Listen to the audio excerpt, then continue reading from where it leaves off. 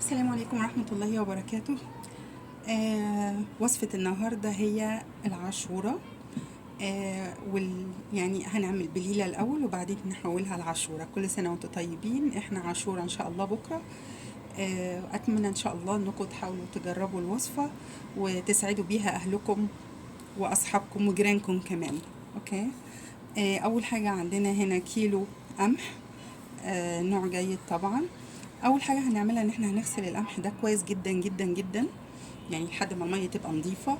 بعد كده هننقعه في ميه اللي احنا هنستعملها في السلق، لمده مثلا 3 ساعات او حاجه. ليه بننقع الفوق؟ ليه بننقع القمح في ميه نظيفه، او الميه اللي هننقع فيها ليه هي اللي هنستعملها؟ لان البقوليات عامه زي القمح والفول والحاجات دي فيها فيتامينز، فنقع الحاجه ديت في الميه بينزل جزء من الفيتامينز دي في الميه. فاحنا لما نرمي الميه بالطريقه دي احنا رمينا جزء من الفيتامينز اللي موجوده، لكن لما نستعملها في الطبيخ هنستعمل برضو، هيبقى فيها نفس الفيتامينز اللي نزلت في الميه او اللي دابت في الميه دي، هناخدها نستعملها تاني. اوكي. فاول حاجه هنعملها ان احنا هنغسل القمح كويس جدا وبعدين ننقعه في ميه نظيفه. هنحط القمح في مصفى او في طبق. اوكي، بالشكل ده، ونسيب عليه الميه وكل شويه نصفيه لحد ما الميه تجري عندنا نظيفه خالص، ما فيهاش اي حاجه، زي الفل يعني.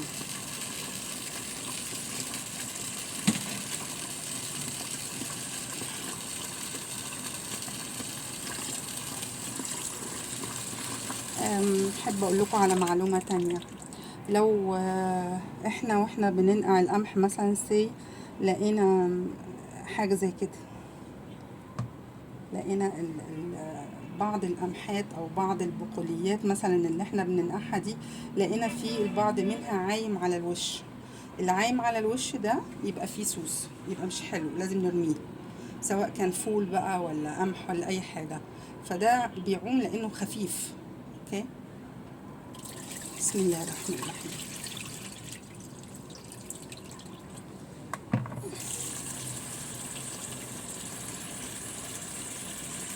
كده انا هشطف القمح كذا مره. طبعا القمح من المفروض انه متنقي يعني. كده القمح الحمد لله بقى زي الفل نضيف. هنقعه بقى، بس مش هنقعه في ميه الحنفيه العاديه، لان انا مش بستعمل ميه الحنفيه العاديه في الطبيخ. يعني اغسل بيها وكل حاجه، لكن بستعمل ميه الفلتر في الطبيخ.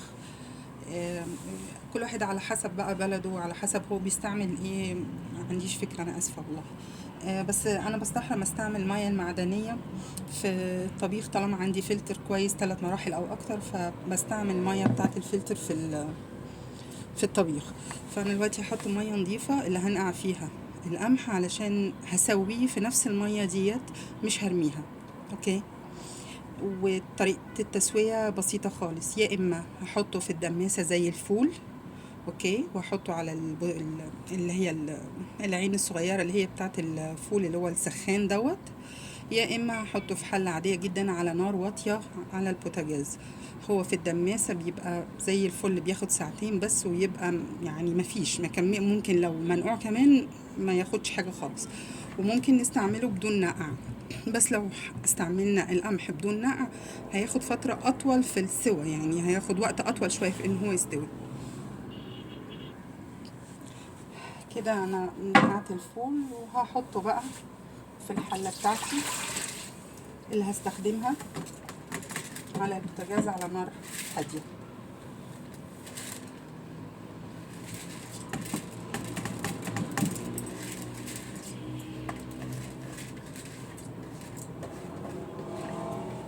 بسم الله الرحمن الرحيم. هكمل طبعا شوية مية لأن هي المية دي مش هتكفي، يعني لازم أحط مية مثلا نص الحلة ولا حاجة.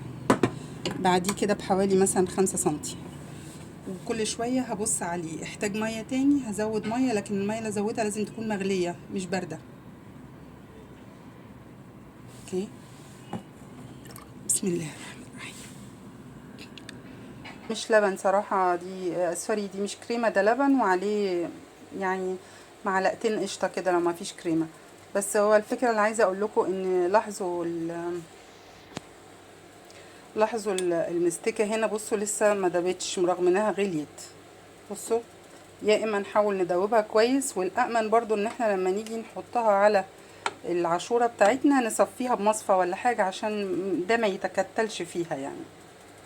كده بقى انا هصفي اللبن بالقشطة بتاعتي او الكريمة على العاشورة، نص كمية العاشورة في الخلاط عشان اضربها. كده بنضرب العاشورة باللبن اللي بالمستكة بتاعتنا، بس انا هعلي السرعة عشان يتضرب كويس يعني يبقى سائل اكتر. طبعا هقفل عشان السوق.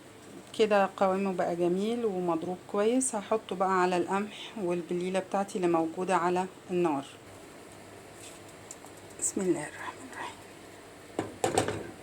واحدة واحدة، وهقلب وازود لبن كل ما احتاج. يعني لو لقيته تخين قوي ازود شوية لبن، او تقيل قوي ازود شوية لبن. بسم الله الرحمن الرحيم.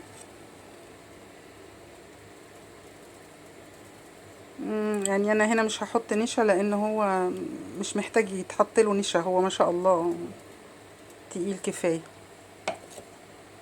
بسم الله الرحمن الرحيم.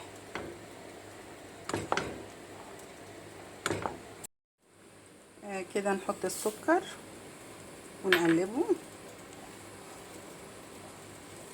بسم الله الرحمن الرحيم. ونحط جوز الهند. بسم الله الرحمن الرحيم. برضو هنقلب. كمان هحط الزبيب واقلب كويس بقى عشان هطفي عليه خلاص. حطينا كده الزبيب وجوز الهند ونقلب بس تقلبتين ونطفي عليه.